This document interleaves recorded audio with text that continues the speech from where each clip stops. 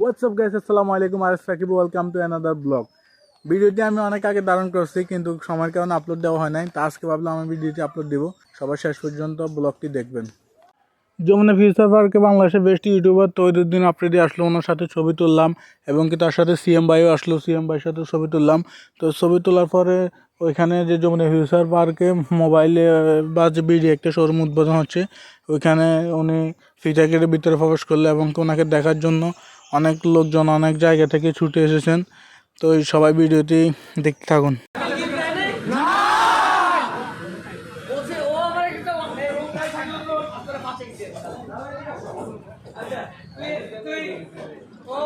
আমারে কি বলছিলি জানি বল যে যারা যারা আসবে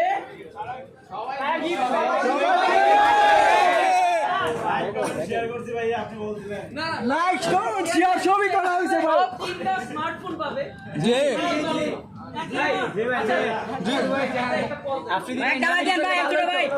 ভাই নাম দি কইলে ভালো হইতো। তোমরা কি লাইক কমেন্ট শেয়ারের জন্য আসছো না আমার জন্য আসছো?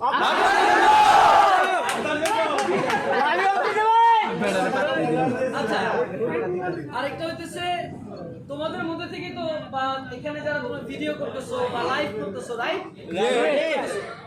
এদের ভিতর থেকে আমি একটা করে আসি, এদের ভিতর থেকে আমরা তিনটা স্মার্টফোন দিব, রাইট?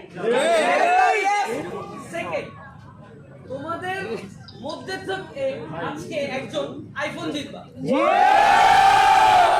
ভাই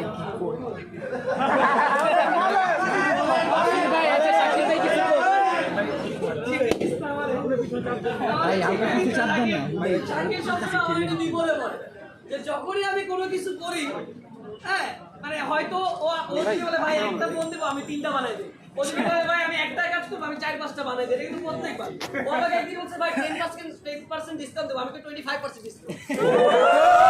ভাই বাকি রাত এন্ড মজার ব্যাপার, হ্যাঁ এটা ঠিক, ও আসলে আমার কাছের ভাই, আমার বন্ধু। আমি একটা কথা সবসময় বলে, আমি দেখো ধনী গরিব বলতে পৃথিবীতে কোনো কথা আমি বিশ্বাস করি। আমার কাছে টাকা থাকেও যদি আমি মানুষের সাথে মিশতে না পারি, মানুষকে হেল্প না করতে পারি, তাহলে আমি একজন গরিব। ধনী কারা হয় জানেন? যার মন বড়। তো গাইস, সবাই ভিডিওটি লাইক কমেন্ট শেয়ার করে দিবেন এবং কি সবসময় আমার পাশে থাকবেন নতুন নতুন ভিডিও পাওয়ার জন্য। সবাই ভালো থাকুন, সুস্থ থাকুন, আল্লাহ হাফেজ।